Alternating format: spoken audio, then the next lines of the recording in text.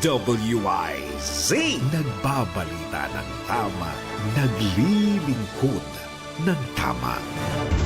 Papalakas ng papalakas, palinaw ng palinaw. Mga balita at impormasyong naiintindihan dahil malinaw mong nalaman. Tutok lang sa DWIZ.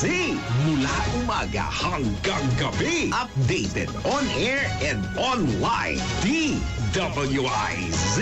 Nagbabalita ng tama, naglilingkod ng tama. DWIZ. Huwag papayag na wala kang alam sa balita. Maiiwan ka niyan. Huwag kang papayag na hindi mo alam ang latest. Out of place ka niyan. Programang hatid ang tamang balita at tamang impormasyon. Hindi lang sa Maynila, kundi sa buong bayan. Ronda Pilipinas. Pinakabago at pinaka-updated na mga pangyayari. Ihahatid live. Ronda Pilipinas. Kasama ang gigising sa inaantok mong dugo, si Dennis Antenor Jr. Ronda Pilipinas. Makinig sa buong Pilipinas sa DWIZ. Manila hanggang saan mang sulong nationwide sa lahat ng DWIZ local stations sa buong bayan. Watch din ng live sa Aliw 23 at sa Facebook at YouTube ng DWIZ. Ronda Pilipinas, Monday to Friday, 10 a.m.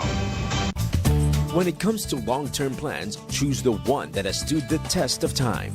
For nearly 50 years, Eternal Gardens has been a trusted partner in giving peace of mind to Filipino families. Buy a memorial lot today and enjoy big savings with our Todo Discuento promo. Available from October 1 to November 9, 2025. Prepare today to ease tomorrow's worries, because wise spending is wise investing. Eternal Gardens, steadfast at 49, stronger toward 50. For more information, visit Eternal Gardens at A.B. Fernandez Avenue West, Dagupan City today. Developer, Eternal Gardens Memorial Park Corporation, with HLURB license to sell numbers 18980 and 32531. Narito na ang Filipino Mirror, ang unang tabloid sa negosyo. Nagtatampok ng mga eksklusibong balita at impormasyon ng pagtatagumpay sa negosyo. Ang tabloid na nagbibigay ng gabay at inspirasyon sa pag-unlad at pag-asenso. Filipino Mirror, naglalaman ng mga nagbabagang balita, napapanahong issue, may init na opinyon at komentaryo. Filipino Mirror, ang unang tabloid sa negosyo. Pinarangalan ng Gawad ng Lao bilang natatanging pahayagan sa 3 magkakasunod na taon at marami pang pagkilala. Kaya bumili na at magbasa ng Filipino Mirror ng umasenso sa pagnenegosyo. Nakikita pa ba ang pagmamano sa mga Pilipino ngayon, lalo na sa mga kabataan ngayon? Meron siguro, pero yung iba, inuutusan pa. Huwag sanang mawala ang tradisyong ito na nagpapakita ng paggalang sa nakatatanda. Atin ito, Pinoy ito. Kapag nakakita ng kabataan, paalalahanan at tanungin, nagmano ka na ba?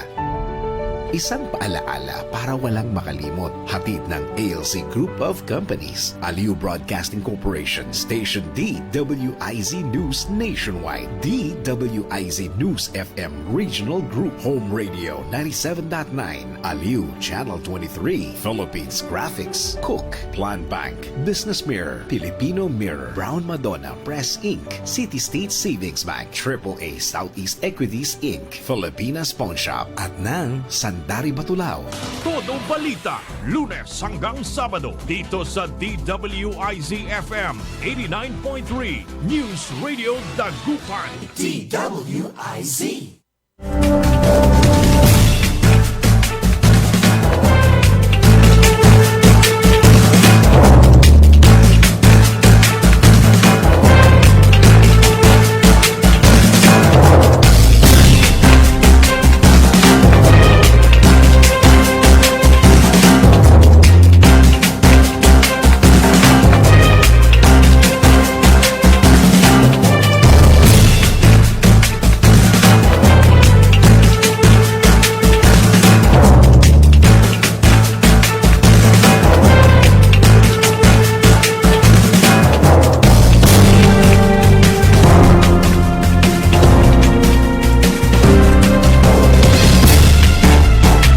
Isang napakagandang umaga ng ating pagbati. Good morning, good morning, good morning, good morning, good morning, good morning, good morning. Magandang umaga po sa inyo lahat.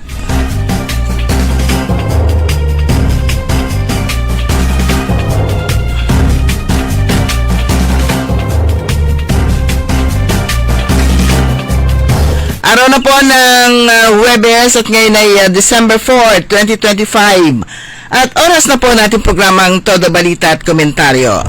As usual, sa lapan sa oras, ihatid namin sa inyo mga balita sa ating bansa at sa ibaing dagat. Ngayon ipagtalakay natin sa ating mga lokal na balita. Ang pong tagapagbalita sa ngalan po ni Caro Liway, ako po si Susan Valdez Yadaw. Dumako na tayo sa ating mga headlines, sa ating balitang pambansa. Bilibid, ikakandado na sa 2028. Todo Balita. Pinas, mahinang proteksyon sa mga kreditor. Todo Balita. BP Sara, pinalaga ng suspensyon kay Kiko Barsaga. Todo Balita. Balita sa ibaling dagat, karning baboy galing Spain na kaban. Todo Balita. At Malaysia tuloy sa paghanap ng missing 239 pasahero ng flight MH370. Todo Balita. Sa ating mga balitang lokal, fourth quarter meeting ng Joint City Peace and Order Council at City Anti-Drug Abuse Council isinagawa. Todo Balita. Food handlers class isinagawa para sa mga food establishment. Todo Balita. Bayang-bayang mas pinaigtigang kahandaan, disaster preparedness kits pinamahagi sa lahat ng elementary school. Todo Balita. Sa ating balitang sports,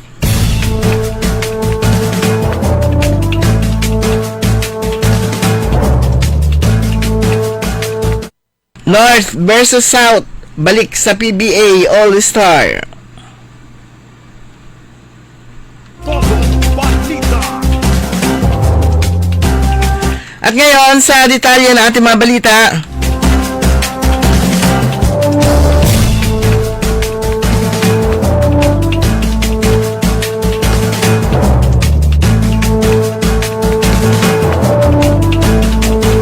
inanunsyo ng Bureau of Corrections kay Acting Justice Secretary Frederick Bida na tuloy na ang permanenteng pagsasara ng New Bilibid Prisons pagdating ng 2028. Ayon kay Bucor Director General Gregorio Pio Katapang Jr., bumaba ng 69% ang congestion sa NBP mula 356% noong 2022. Ito dahil sa record na 27,871 PDL na napalaya mula July 2022 hanggang November 2025. Mas mataas pa kaysa sa kabuang releases sa mga nakaraang administrasyon. Bukod dito, may 13,000 PDL ang nailipat sa mga regional prison. Kasama sa long-term plan ang tuluyang pag-phase out ng NBP at paglipat ng lahat ng natitirang PDL sa mga operating prison and penal farms bago sumapit ang 2028.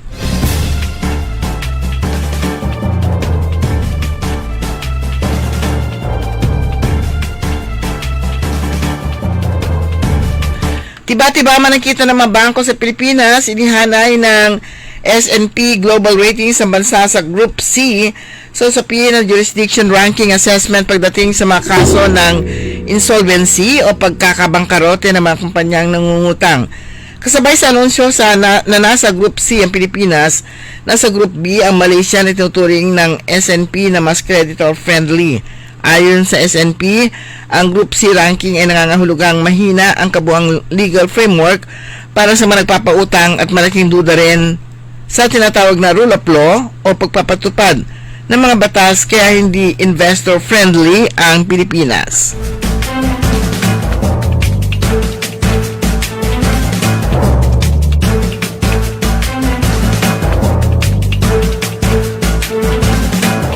Ibinasura ng Court of Appeals ang petisyon ni dating Negros Oriental Representative Antonio Arnie Teves Jr. para ipawalang bisa ang deklarasyon ng Anti-Terrorism Council na nagtatakda sa kanya at sa kanyang grupo bilang mga terorista.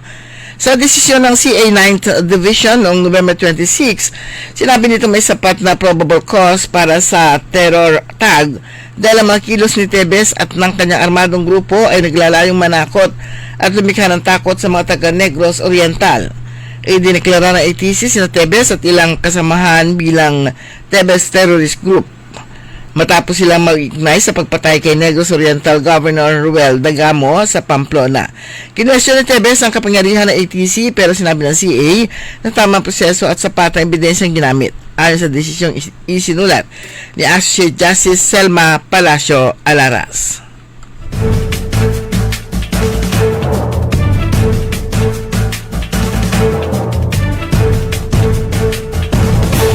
Nababahala si Vice President Sara Duterte sa umano'y serya ng hakbang na naglalayong patahimikin ng mga kritiko ng pamahalaan kasunod ng suspensyon kay Representative Francisco Kiko Barsaga. Ayon sa Pangalawang Pangulo, ang hakbang na ito ay bahagi ng mas malawak na pagtatangka para pigilan ang mga nagsisiwalat ng uncomfortable truth. Sa kanyang pahayag, binanggit niya ang mga nauna umanong insidente kabilang ang sinasabing pagdukot sa isang dating Pangulo at ang pagsasampa ng inciting to sedition na kaso laban sa ilang personalidad, pati na din siya mismo bilang patunay ng pagkitid ng puwang para sa Dicen. Bigyan din ni Duterte ng malayang pananalita ay hindi dapat ituring na banta at nananatiling pangunahing karapatan ng bawat Pilipino alinsunod sa konstitusyon.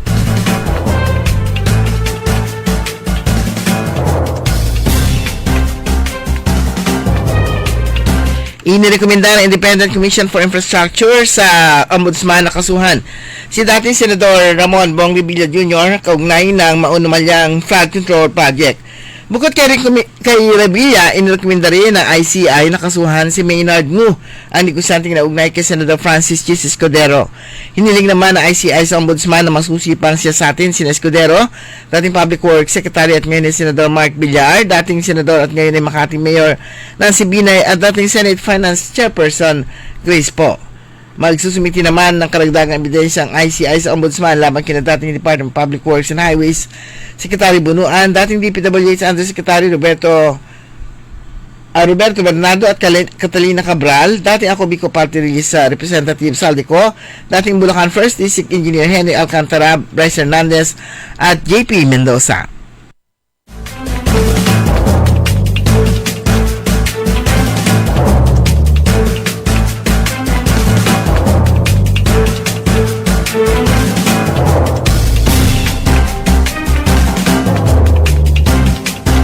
Hinimok ng Agriculture Secretary Francisco Chu Laurel Jr. ang mga consumer na bumili na lamang ng alternatibo tulad ng manok sa gitna ng patuloy na mataas na presyo ng galunggong.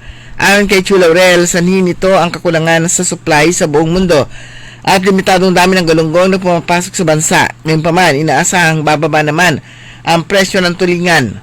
Hinimok din niya ang publiko na sa alang-alang ay balokal isda tulad ng bangus at tilapia, pati na rin ng manok. Meron pa tayong mga bangos, tilapia, wag ho natin kalimutan, sariling atin yon. Kung ganyang kamahal yan, magmanok na lang kayo, aniya.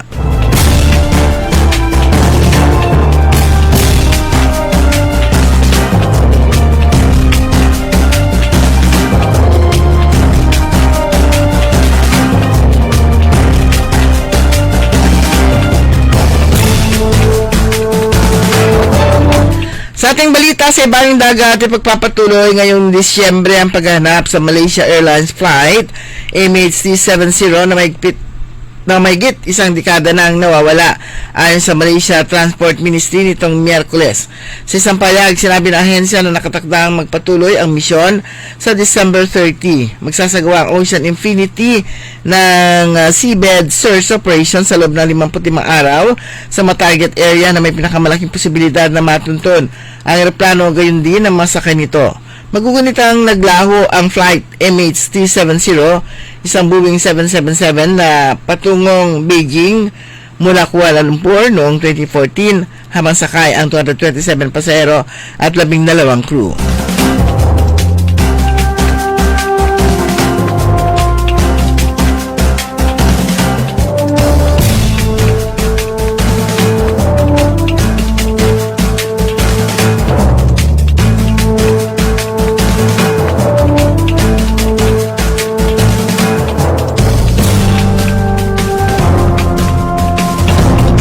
Magpapatupad ang Department of Public Works magpapatupad ang Department of Agriculture ng pansamantalang importation ban sa karning baboy mula Spain kasunod na African swine fever outbreak sa naturang bansa.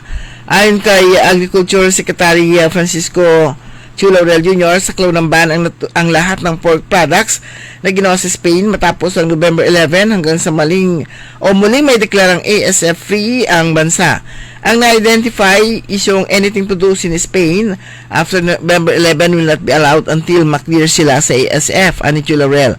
Tiniyak din ng kalihim na hindi maapektuhan ang supply ng baboy sa bansa dahil sapat ang stock sa cold storage facilities at imported pork mula sa ibang bansa. Nakatag na ilabas ang opisyal na kautusan ngayong araw ng Miyerkules.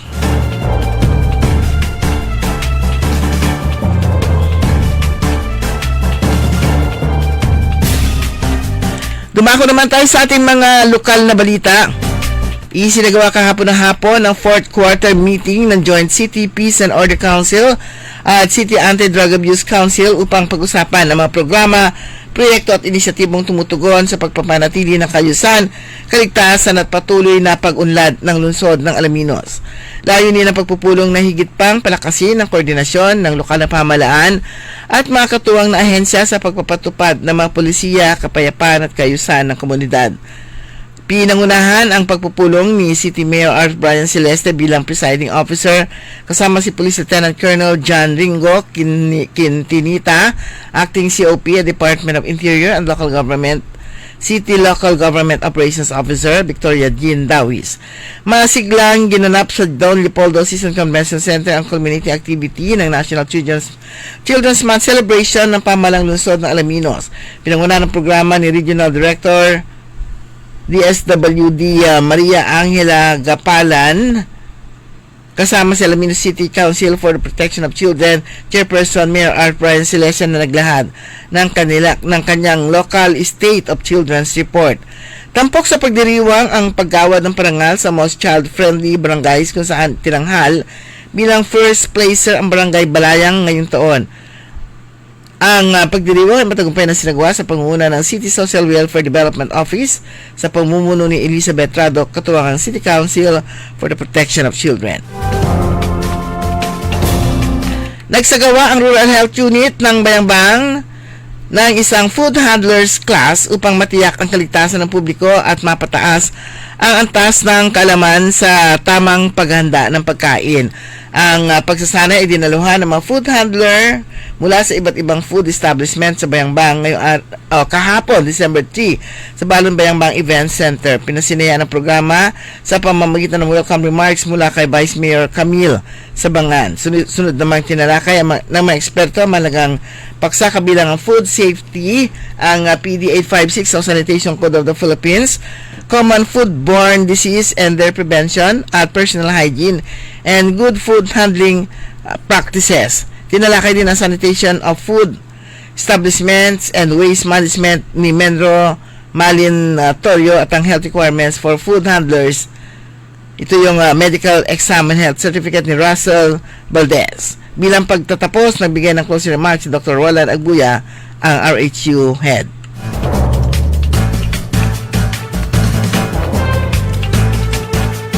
Sa balayan pa rin ng Bayambang, patuloy na sinusulong ng pamahalaan lokal ng Bayambang ang mas ligtas at handang komunidad. Matapos nito ipamahagi ang mga disaster preparedness kit sa lahat ng elementary schools sa buong bayan ngayong araw, kahapon, 3 ng December 2025. Katuwang ang LGU o ng LGU MDRMO, ang DepEd, Bayambang at mga school heads sa mabilis na maayos na pamamahagi. Layunin ng programa na matiyak ng bawat batang Bayambanggenyo ay handa at ligtas sa anumang sakuna. Iniabot ng LGU Bayambang ang libu-libong disaster preparedness kit na naglalaman ng flashlight, whistle at hard hat na maaaring magamit ng mga bata sa panahon ng sakuna tulad ng lindol, baha at sunog.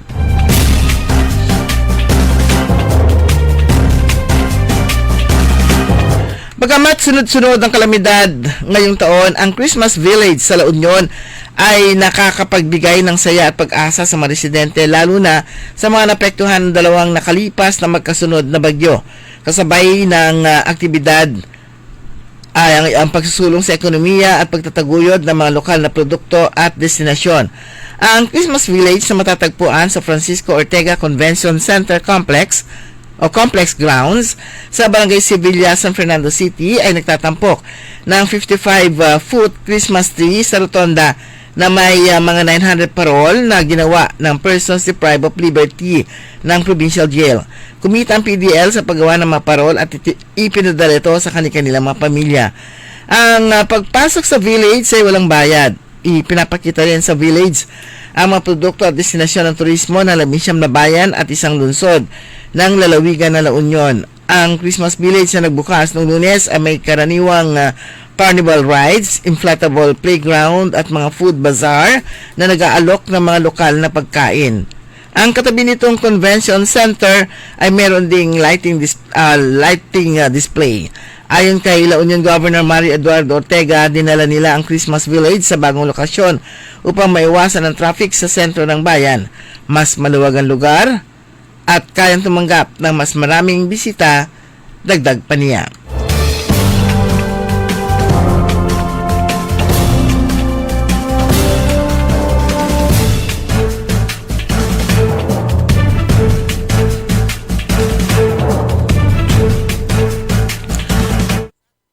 Sa ating balitang sports, ibabalik ng PBA ang North versus South format ng All-Stars sa susunod na taon. Inischedule ng Liga ang mid-season extravaganza sa Candon, Ilocos Sur sa March 2026 at inaasahan makakapagsimula na ang ikalawang conference ng Golden Season. Bago ang bakbakan North-South sa main offering, balik din ang rookies, sophomores versus juniors bilang palabok. Huling ginamit ang dating format noong 2019 sa Calasiao, Pangasinan. Sa nagdaang huling dalawang All-Stars, iginaya ng PBA ang pilian sa NBA team captains ang dalawang top vote getters na magda-draft ng kanilang teams sa Bacolod ang lahat na All-Stars noong 2024. Ngayon ay iboboto na muli ng fans ang players mula sa North at South. 2 taon nang niluluto ng ang Candon All-Stars na itinaon sa 50th season ng Asia's First Play for Pay League. Magsisimula ang botohan sa balik ng hostilidad ng Philippine Cup sa Biyernes, December 5. Sumayang kabuuan ng ating newscast sa ating todo balita at komentaryo. Nyo po ang tagapagbalita. Ako po si Susan Valdez Yadaw sa ngalan po ni Carol Liway. Kantabay po natin sa technical side si Ka Edwin Inong. Oras po natin, ganap ng 5:23.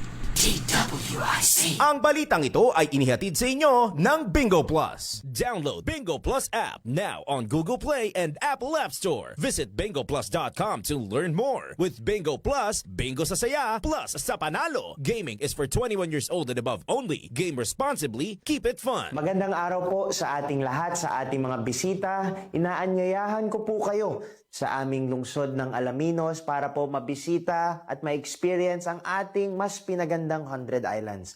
Marami na pong pagbabago sa ating mga isla at sana makita namin kayo dito sa aming lungsod para po makapag-swimming, makapag-enjoy kasama ang inyong barkada at ang inyong pamilya. Tara na! Dito sa Alaminos City para sa ating 100 Islands. Ang patuloy na pagpapaganda sa 100 Islands National Park at lungsod ng Alaminos ay pinangungunahan ni Mayor Art Brian Celeste. High blood, salot, milyong-milyong katao na ang namamatay sanhi nito. Kaibigan, baka ikaw na ang susunod. At ni Mrs. Flor de Lisa Barbosa ti Rosario, Santiago City. Agtawenak ti 63. Manungatawin nga aglutluto ako tada karinderyak. Mariknak agpipikal ti imimak iso nga nangagak ti radyo dati agas nga pao di arko. Pinadas ko. Mayat mo ti epekto na. Do ti food supplement nga napadpadasa ko awan ti epekto na. Dato'y pao di arko, idi nagtumarak, manungal daw lang, han nga agpipikil ti imakon. Awisen kay nga mangpadas, tapno maikatmat, dagita rik-rik na inyo, saksakitin nyo. Kaya kaibigan, buhay mo'y ingatan. Mag-Aldrich Pau di Arco Herbal Capsule na para kalusugan mo ay garantisado. Hoy mga suki, hanap nyo ba ay mga murang bilihin, malinis at sariwang pagkain sa pang-araw-araw at handaan tuwing may okasyon?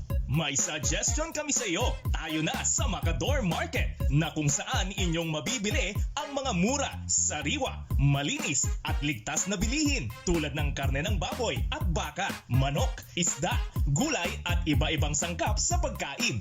Matatagpuan din sa Macador Market ang dry goods, groceries, eateries at fruit section. Kaya ano pang hinihintay nyo? Gawing bongga ang handa mo everyday with Macador Market. Macador Market is open from 4 a.m. to 8 p.m.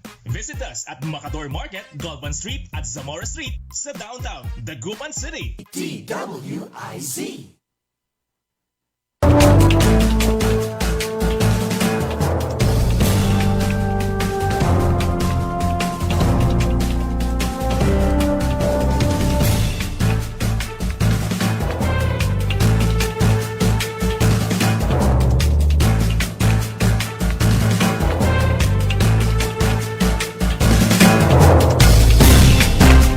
Okay mga kaibigan, oras po natin, ganap na alas 5:27 at welcome sa ikalawang bahagi po natin programang Todo Balita at Komentaryo. Sa ngalan po ni Kaaron Liway, ako po niya nakakasama, Susan Valdez, shoutout. 20 days to go, ayan, before Christmas. Ayan, Merry Christmas po sa inyo lahat. At kumusta na yung inyong paghahanda? Ayan, nakatanggap na ba kayo ng basket? Yan. Nakatanggap na ba kayo ng basket? Ito yung mga pagtanggap po ng mga basket. Panahon na ng magtatawag sila para meron kayong mga basket na matatanggap.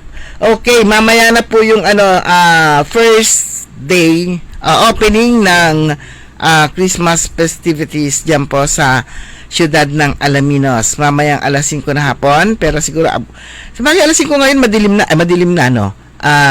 Mamaya paglabas natin alas 6, medyo bilungit na daysot ni. Yan, dati pag alas 6 mataas na 'yung araw. Pero ngayon medyo medyo parang 5:30 lang, parang ganon. Pag alas 5 naman na ngayon, medyo madilim na. Alas 6 bilungot la. Ayan. Bukas po, Biyernes, December 5, walang pasok. Yan malinaw yan walang pasok, all levels, sa pampubliko at pribadong mga paaralan. Pero, huwag kayo masyado excited, sa Kalasyaw lang ito. Para sa selebrasyon po to ng Puto Festival. Sa pamamagitan ng Executive Order No. 69, Series of 2025, idineklarang walang pasok ang Biyernes, December 5, 2025 sa lahat ng level ng pampubliko pribado mapaaralan sa bayan ng Kalasyaw para sa selebrasyon ng Puto Festival. Pero syempre, yan, advice. Iwasan nyo yung kung dadaan na naman kayo dyan dahil sa sobrang traffic. My God, itong panahon na to, talagang panahon ito ng traffic kahit saan kayo pumunta. Kaya sa mga Kalasyawenyo, tara na at magsama-sama daw para sa paboritong selebrasyon ang pinakahintay ninyong Puto Festival 2025. Magsisimula po yan bukas hanggang 13. Kaya asahan daw ang mga programang puno ng kulay na magbibigay pugay sa kultura at magbibigay saya sa bayan. Pero syempre, kakibat nga niyan yung traffic. Yan. Pero ito yung pinakahintay. Nagsimula ito nung panahon ni dating Mayor Roy Macanlalay, kung saan itong Puto Festival ginagawa nila tuwing December kasi nga yung kanilang mga kababayan umuuwi, gusto rin nila, meron din silang lalong-lalo na yung mga balikbayan, meron din silang mapuntahan, magawa doon sa kanilang bayan, lalong-lalo na ang Kalasyaw, katulad ng iba pang lugar dyan sa Central Pangasinan. Wala silang dagat, wala silang bundok, wala silang pinagmamalaking dagat na pwedeng pasyalan, walang bundok. At tulad ng Dagupan City at ng mga coastal areas na meron mga pinagmamalaking pang tourism. So ito, yung kanilang pang turismo ang Kalasyaw Puto Festival para at least naman may mapunta, may mapasyalan daw yung kanilang mga kababayan na umuwi tuwing holiday season. So nagsimula na nung 28 yung activities nga nila, magkaroon ng Thanksgiving, ceremonial lighting din ng Christmas lights nila at yung opening ng food bazaar at Coca-Cola Karaoke ba pagbasa rito? Yan, sa Calasiao Public Market, ito yung Inter-Barangay Championship. Nung 30 naman, nagsimula yung Inter-Barangay Championship dyan sa Calasiao Sports Complex. At bukas nga, sabi ko sa inyo, magiging ma-traffic.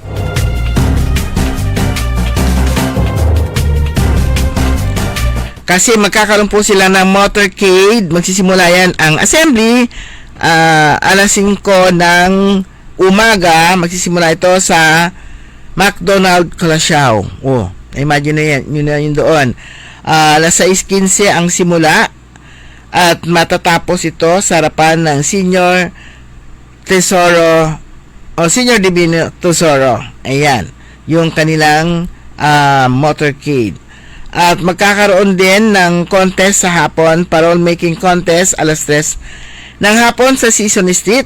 Tapos Thanksgiving Mass, alas 4:30 sa harapan ng Senior Divino Tesoro. At ang opening ng Puto Festival 2025, alas 6, bukas din yan, kasabay ng sa Alaminos, yung kanilang music festival, ay pagbubukas ay alas 6 ng hapon sa harapan ng Senior Divino Tesoro. At magkakaroon din ng Christmas Carol Contest alas 7 ng gabi sa harapan din ng Senior Divino Tesoro. Ayan. Sa 6 naman, ito yung kanilang activity, Kalinga para kay nanay, maternal, medical, and dental care for all mothers. Ayan. Alas 8 na umaga yan sa Calasiao Sports Complex. Maternal, medical, and dental care for all mothers. At Balikbayan Budal Fight, alas 8 na umaga yun alas 9 naman, Balikbayan Budal Fight, alas 9 na umaga. At Street Dancing Competition, alas 5 ng hapon sa harapan ng Central School. Ayan, nakaw, traffic na naman yan. Puro traffic lang talaga. December 7, kaya nga sinasabi po natin, yung mga kung pwede nyo iwasan at kung saan kayo dadaan na hindi nyo madadaanan yung traffic, ay isipin nyo na po. December 7, Kalmadong Takbo, Run for Puto, Run for a Cause. Alas 5 ng hapon ng umaga yan sa Arenas Boulevard, Wood. Alam niyo na kung saan yun? Yung lugar na naging parang naging business center na, yung kalsada na habang hindi pa nabubuksan, ginamit na ng mga negosyante at talagang may mga food strip talaga doon. Sa gabi, marami pupunta dito sa area na to, sa Arenas Boulevard. Magkakaroon din ng gift giving ang CWDs, alas 7:30 sa Calasiao Sports Complex. Alas 5 yung Kalmadong Takbo at saka ayun, alas 5 ng umaga, madaling araw sa Arenas Boulevard. 8 a.m. naman sa tennis court ng Calasiao Sports Complex Tennis League. At alas 9 ng umaga sa Robinson's Place, Bird Exhibit and Bird Tricks for a Cause. At alauna ng hapon, Calasiao Sports Complex Magical Show para sa mga bata. Magkakaroon din ng motor show alas 7 sa Calasiao Sports Complex Parking Space. At magkakaroon ng misa for the Feast of Immaculate Conception of Mary sa December 8. December 8 holiday ito Yan. December 8, every December 8 holiday po yan. Birthday ni Mama Mary. Pero timing din sa kanilang conception, Mass for Feast of Immaculate Conception of Mary. Alas 7 na umaga naman, as gaganapin niya alas 7 na umaga sa St. Peter St. Paul Parish Church. At magkakaroon din alas 8 na umaga, Scholars Day sa Calasiao Sports Complex. Barangay, alas 6 naman ng gabi, ang Barangay Council at Sangguniang Kabataan Night naman sa Calasiao Sports Complex. At December 9, Amazing Race, alas 7 na umaga sa harapan ng simbahan sa May Junction. So, Senior Citizens Day, alas 7 ng umaga. Hindi sa Senior Citizens Night, day na ngayon. Tama lang yun. Para hindi mapuyat sina lolo at lola. At magkakaroon po ng bingo alas 5 ng hapon sa asan na? Magkakaroon ng bingo alas 5 ng hapon sa Calasiao Sports Complex. At December 10 naman, Puto Producer and Vendors Forum. Alas 9 ng umaga yon sa Maya 7 Resort. At People's Night naman ito, alas 6 ng gabi, Calasiao Sports Complex. At sa 11, so hanggang 13 nito, alas 9 ng umaga sa December 11, Puto Construction and Design Contest. Ito yung pagandahan ng parang manggawaray construction nga. Magagawa siya ng Construction and Design Contest sa pamamagitan po ng puto. Ayan, so alas 9 ng umaga yan sa Robinson's Place, Pangasinan. At Best Ways to Serve Puto sa December 11 pa rin sa Robinson's Place, alas 9 ng umaga. At bubuksan na maaga yung Robinson. Alas 10 ang pagbubukas yan, di ba? At alas 6 ng gabi naman, ang Puto Pride Night, mga LGBTQIA+. Yan. LGBTQIA+. Ayan. Sa alas 6 ng gabi, sa Calasiao Sports Complex. At LGU Night naman, LGU Night Christmas Party na sa December 12, alas 5 sa Calasiao Sports Complex. At eto na, street party sa December 13, Saturday. O baka sakaling mag-imbita na sila dyan. Street party na yan eh. Siguro may kalutan. O yan. Or ano lang, maglalagay sila ng mga table and chairs sa makalsada. Oo, di ba? Sa kalsada yan eh. Di lalong traffic. Kaya iwasan nyo po yung sa kayo dadaan. Marami, hanapin nyo kung sa daan. Abangan po natin yung kung magkakaroon po sila ng mga tawag nito, yung advisory kung saan kayo pwedeng dumaan para hindi po kayo ma-traffic. Kasi nung opening, merong mga nagreklamo, umabot yata sila ng 3 oras o iba 5 oras, hindi umuusad po ang ang traffic, hindi gumagalaw kasi wala sila madaan ng iba, pareho lang dito sa Bimmalay. Kapag ka merong mga activity talagang sa kaya mo sa gusto talaga, matitraffic ka kasi wala naman silang madaan ng iba. Pero kapag ka Calasiao,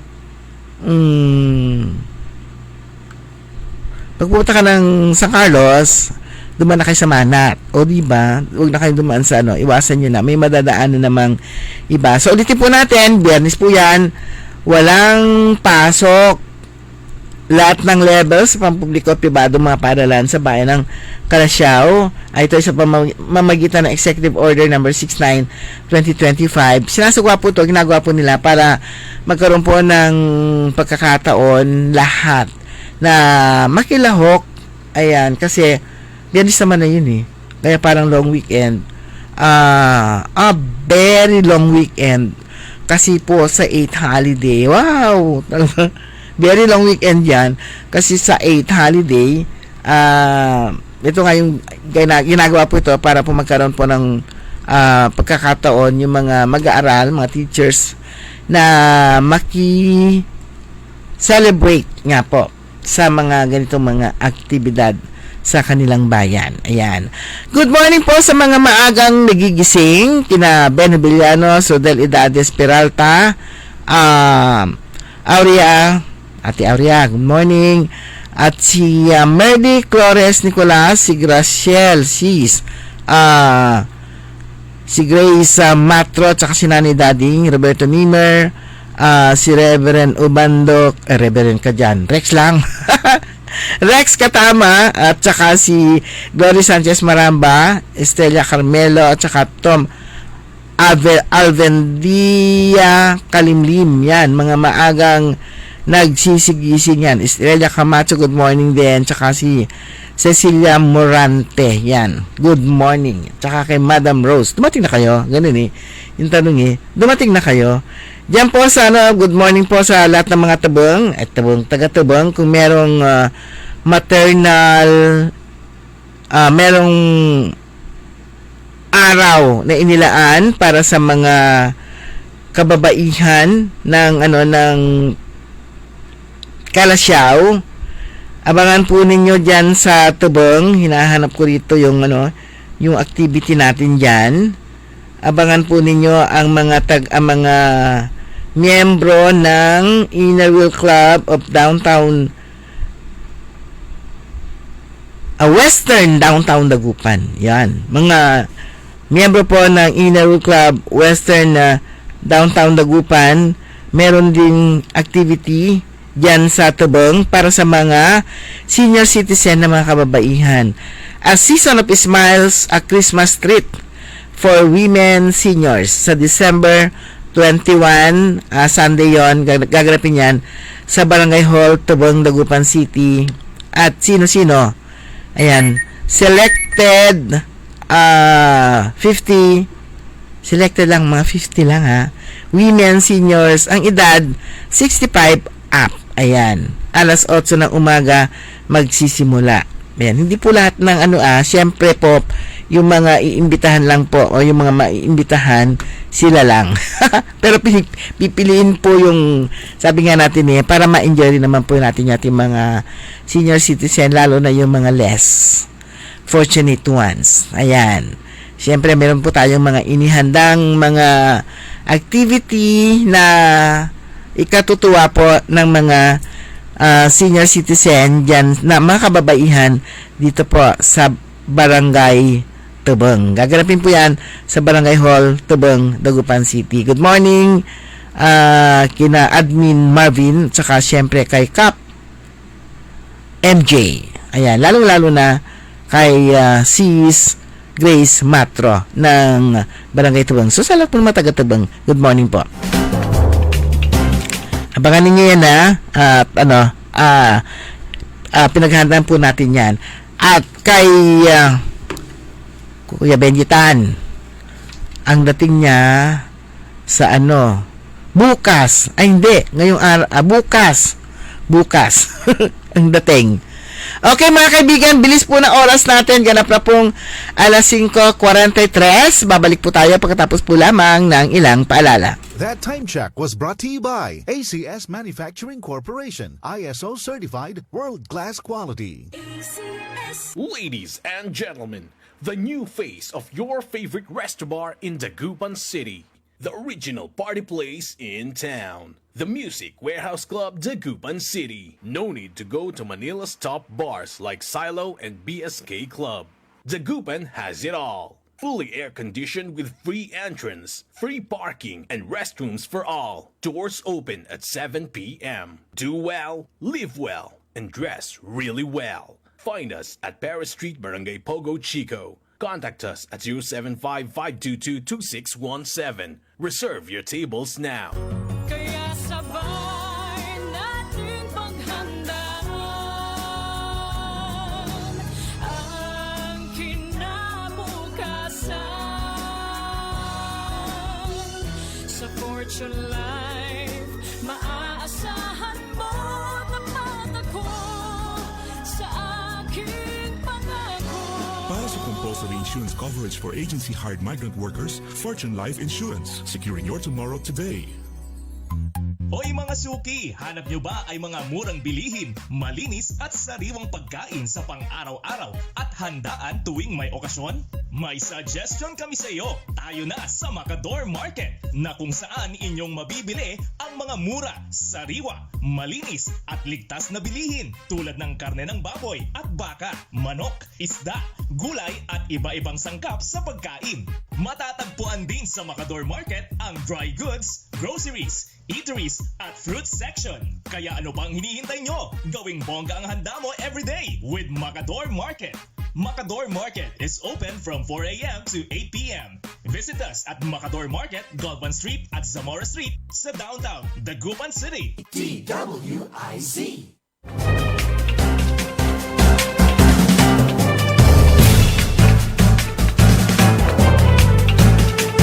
15 minutes bago sumapit ang alas 6 ng umaga. Good morning po sa lahat ng ating mga kababayan, sa lahat ng mga mahilig sa sports at saka sa mga beauty contest. Ang dami ng mga pageant pageant na isinasagawa ngayon, pati mga international, marami na. Kaya naglalabasan yung mga magaganda at yung mga sports na dinidevelop, ay yung mga sports din kung saan nadidevelop ang skills ng mga bata. Ayan, 2 Dagupeño athletes ang makikipag-compete para sa Pilipinas sa 33rd SEA Games sa Thailand. Ito, kilala ko to, kaya excited ako dito. Dagupan City proudly celebrates 2 homegrown athletes na makikipaglaban sa sa 33rd Southeast Asian Games sa Thailand ngayong taon na magaganap December 9 to 20. So, next week na to, si Jason Emmanuel Feliciano makikipagtunggali sa archery. And Susan Ramadan Athletics naman have earned coveted spots on the Philippine delegation after demonstrating exceptional skills, discipline, and unwavering dedication sa kanilang sports. Their qualification marks another milestone for Dagupan, highlighting the city's growing legacy of producing world-class athletes. Itong si Jason to yung kasabay ito ng aking apo. Na pinapanood na, alam niyo na yung mga meron mga stage mother, stage lola, ayan, yung naman kasi parang anak ko rin yun yung apo ko. Ako ang kanyang nanay, ayan, kaya kapag tuwing may laro, nandiyan na ako sa likod, stage mother. Nakikita natin itong mga batang naglalaro ng archery at itong pero itong mga to kasi kailangan din talaga yung support ng magulang at saka yung mga gamit kasi. Yan, yung mga gamit kasi sa archery, hindi porke marunong kang anong tawag nito, yung maalpa-alpa mo, hindi ganun kadali. Maalpa-alpa mo, hindi ganun kadali. Kailangan maganda rin yung bow and arrow. Ayan. Yun yung mga sikreto. Bukod dun sa galing, dapat maganda rin yung mga gamit mo. Kasi meron yung mga arrow na kapag yung sabihin na natin cheap, yung mga mumurahin, ganon. Mabigat, hindi maganda yung lipad. So nasa gamit din, nakakatulong po yung gamit. At saka syempre, yung consistent yung practice, hindi pwede yung laktaw-laktaw yung practice. At saka dapat strong ang katawan. Yun, kasi talagang yung archery, kala mo lang yun, simple lang yun, pero hindi. Parang din lang yan ano ba yung sports na parang ang dali-dali? Yung tug of war. Yung tug of war, ganun Parang ang dali lang nun, maghihila lang kayo nun, Diyos ko. Para kang pagkatapos ng tug of war, lahat ng ngipin mo, maglulusen up. Parang, sige na pagpagamin. Experience namin yan Nung bata-bata pa tayo, lahat na lang ng event, sinasalihan natin. Yan, nanalo naman tayo. Actually, in fairness naman. Kaya lang, itong tug of war na to, parang ang dali. Pero may technique yan para manalo. At kapag nanalo kayo, kasi para ka nakikipaghilihan ka, para kang humihila ng building. Ganun Na ang bigat. Hindi building, talagang mabigat. Hindi lang batong, ordinaryong bato. Lalo na kapag malakas din yung kahilahan mo. Sus, Diyos ko. Pagkatapos kasi lahat ng magagalaw, lahat ng nerves mo, lahat ng muscles mo, lahat ng sa buong katawan, sa buong katawan niya talagang natunyag amin, ganun. At kailangan din ng utak, ganun sa pagkikipaghilahan, hindi ka basta manghihila lang. So, gagamitin mo rin lahat yan, utak mo, tsaka lahat ng mga nerves mo, mga muscles mo. Sabi ko nga, ito na yata ang pinakamahirap na sports. Kasi pagkatapos nun, kinabukasan, lahat kami masakit ang ngipin. Nagalaw, yung mga nalalahimik na mga ngipin, nagsasakitan lahat, parang kulang na lang talaga, mabunot yung ngipin mo sa sakit Kasi sabi ko, yung tug of war, Diyos ko dahil, simpleng tignan na laro, parang laro lang, pero sabi ko, ito yung pinakamahirap na sports. Itong tug of war. Ito, parang gano'n din, na-imagine ko, yung archery, kasi talagang todo mo rin yung muscles mo sa pagkuha ng paghila ng ng bow. Ayan, para may mo yung bow and arrow, yan. talagang kailangan din. Kaya nga pagka yung exercise din na ginagawa rin nila para patibayin din yung kanilang mga braso at lahat-lahat na. Pati pagtayo, lahat. Yan, congratulations dito kay Jason sa kanyang dedikasyon. At ito nga, ang layo na narating mo, anak ko. Ganun eh. Itong pangiti-ngiti lang itong batang ito. Pero binata na siya. Ang tagal na nun eh. Yan, binata na siya at patuloy pa rin. So, parang tinuloy-tuloy niya yung kanyang paglalaro ng archery. Ayan, kasama rin niya, sino may kasama niya dito? Susan Ramadan naman, sa athletics naman. So, sila yung makikilahok sa 33rd Southeast Asian Games sa Thailand. December 9 hanggang 20. So, ngayon, sabi ng alkalde natin dito sa Dagupan City, ganun eh, hindi pa mabanggit, si Melville na nga, ayan. Binigay po yan kanyang full support para sa mga atleta, saying ang tapang, galing, talento ng daw na mga Dagupeño athletes ay inspirasyon para sa buong lungsod. Si Jason and Susan carry not only the Philippine flag but also the hopes and pride of every Dagupeño. Siyempre, Pilipinas ang ang bibit-bitin nila, pero siyempre, pride po sila ng Dagupan. Their courage and hard work continue to bring glory to Dagupan, and we are incredibly proud of them as they compete in the 33rd SEA Games.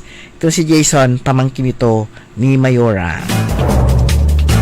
Laban, Jason! Go for gold! Kwanto. Ayan. Congrats in advance. Yung kahit na hindi kayo manalo, representative lang kayo. Sa being representative pa lang talagang kailangan ng ipagmalaki. Malaking bagay na yon.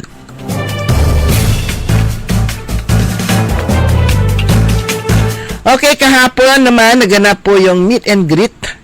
Yan, tingnan natin yung ating ano ba yon? Yung ating mga kodigo.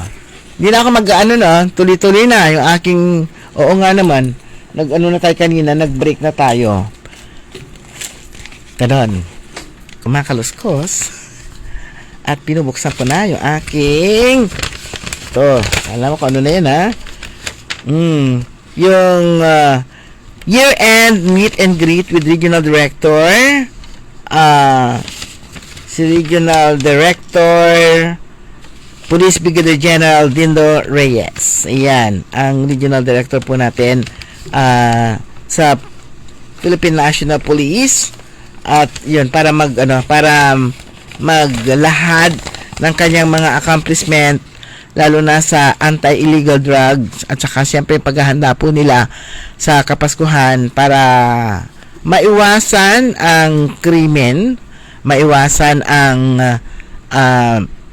ang tawag nito, ang crime to yung sa properties, yung mga pagnanakaw. Kasi pag ganito mga panahon, ito yung marami naglalabasan yung mga scammer, yung mga budol-budol, yung mga magnanakaw. Ayan, dahil nga sa Pasko. Yung iba, meron tayong nababasa mga yung mga nagnakaw dahil sa hirap, hindi magnanakaw yan. Parang anong tawag nito? Nagliligtas lang siya ng buhay. Parang ganun eh. Kasi minsan meron yung nagnanakaw talaga. Gutom na yung kanilang mga anak. Wala na sila magawa kundi magnakaw. Pero hindi naman. Kung minsan naman, pwede yun siguro sa talagang hopeless na, okay, wala, arami akulawla, kantura, masikul lang, lara makatrabaho. Pero nuugaw ni, makatrabaho ni, agkimot kuro-kuro, aman trabaho kayo, magbanat kayo ng buto. Ang dami ngayong naghahanap ng kasambahay, naghahanap ng labandera, naghahanap ng yaya. Ang kapulay na alada, paanong tumutoy, yung kapo agalaon tunda, so kasasabi, ayuda. Ayan, dahil nga dyan sa ayuda na yan, napilitan yung mga natin na makiluha, hindi naman, no? lahat na lang ng klase ng ayuda, ibinigay. Buhat nga ng yun eh. Dinadahilan nila dahil buhat nga po nung nagkaroon ng pandemic, hindi nga naka-recover pa ang lahat, nasanay na sa ayuda. Ayan, mayat maya, pila dito, pila doon. Kaya yung ating mga kababayan tamad nang magtrabaho kasi nga inaasahan nila merong ayuda. Tsaka kapag ka nakita ninyo na maraming grupo-grupo, imagine nyo, alam mo kapag ka street sweeper, nag-iisa yan. 2 mahabang streets ang sakop niya.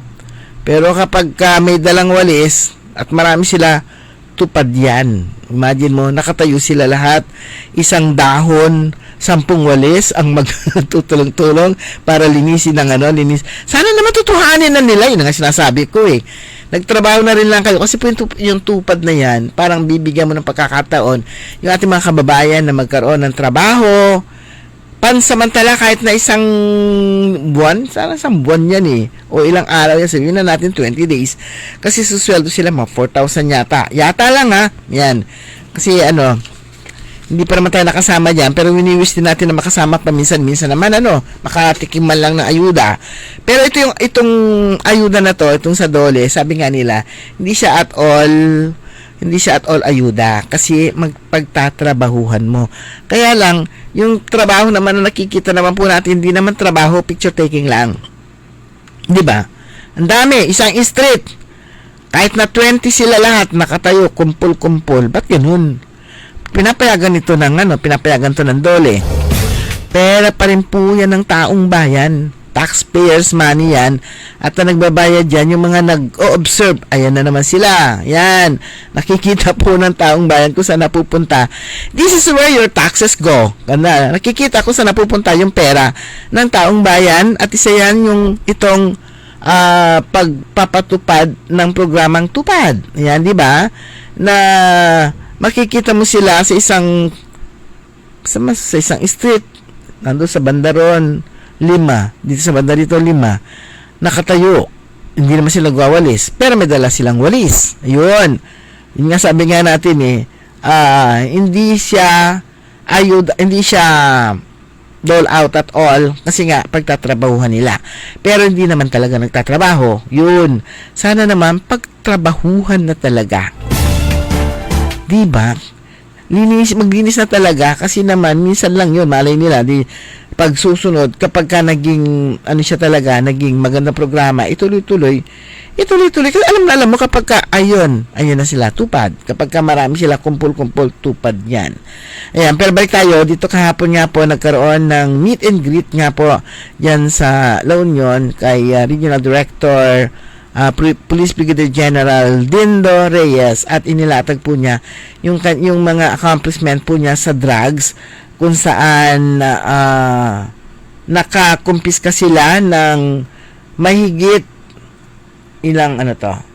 shabu, mahigit 1,177 grams ng shabu. Ganun na karami ang shabu ngayon. Ang dami. Sa Ilocos Norte, asan na may shabu dito? Yung gramo, 1,177. Sa Ilocos Norte, confiscate sila ng 50.87 grams. Sa Ilocos Sur, 48.70. Sa La Union, 36.7. Sa Pangasinan, 777.52. Ayan. Hindi ito yung hindi ito yung malumulutang sa kasi nung nung nakalipas na buwan pa yon. Ito, buwan lang ito ng November. At sa Dagupan, 137.52. Tinalo niya ang magsama pa ang Ilocos Norte, Ilocos Sur at La Union. Mas marami pa rin po yung na-confiscate dito sa Dagupan. Mas marami pa rin. At ang na-confiscate nila sa Dagupan, nagkaroon sila ng operations na 8, nakaresto sila ng 13. So, ang shabu na na-confiscated is 137.52. Although magandang accomplishment ito, kaya lang kung i-imaginein mo, ganon karami ang shabu na andyan lang dito sa Dagupan City. Yan, kung hindi ito nahuli, ganyan karami po yung magiging bangag. Dito sa magiging bangag dahil sa paano ba inaano ba yung shabu? Yan, sa paggamit po ng illegal na droga. Ang dami pa rin po kung yung pong nakakausap po natin mga Ayan, alam lang natin yung ano yung sitwasyon nga diyan sa illegal drugs pag nakakausap po natin yung mga naging kaibigan na rin natin yung mga PDL, yan, kukwento sila kung minsan, ay, nako, ang dami. Sabi niya, yung mga kapitbahay nila, lahat.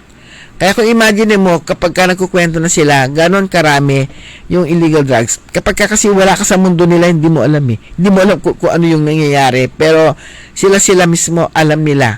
Kaya yung may mga user, may mga pusher, alam din nila kung sino din yung mga gumagamit. So, parang isa yung mundo nila. Sila magkakakilala. Sila magkakasama. Kaya, ingat lang. Ano ibig sabihin? Ang dami dyan ng mga gumagamit. Dito sa Dagupan. Yan, kasi sa dami po nitong droga na ito na na-confiscate po nila dito sa Dagupan City at arrested persons 13. Hindi pa yan lahat hindi pa yan nahuhuli lahat. So dapat yung may balik yung dati na programa ni Pangulong Rodrigo Duterte na yung mga mismong mga barangay officials, sila mismo yung tumutulong gumagalaw para mapigilan po yung nitong droga, paglaganap ng illegal na droga. Kasi nga sabi nga nila, hindi kaya ng pulis. Kung sila lang, hindi nila mababantayan. Pero siguro nga mababantayan dahil nga di sa Dagupan, police office na nga pa ang Dagupan at napakarami ng mga police stations. Actually, police station na yung tawag sa kanila. Yung dating PCP police stations na. Pero yun nga lang, yung kakayahan hindi pa ganap na ipatutupad dahil kulang pa rin. Abutin daw ng mga 5 years bago fully ma-implement at matawag talaga silang mga police stations. Okay? So, ang bilis ng oras natin mga kaibigan. Nabusan na ako pati ng bed. Sakto. Sakto yung bed na pang 1 oras lang na binigay sa akin ni Ka Edwin. Hindi niya sinobrahan kahit na 2 minuto. Wala na po tayong sapat na oras. Tabayan na po ninyo susunod agad. Early in the morning, makasama po ninyo si Aaron Orly Navarro, programang Todo Balita at Komentaryo nyo po nakasama. Sa technical side, si Ka Edwin Inong, sa ngalan po ni Carol Liway, ako po, si Susan Valdez, siya daw, magandang umaga po sa inyo lahat. Ang balitang ito ay inihatid sa inyo ng Bingo Plus. Download Bingo Plus app.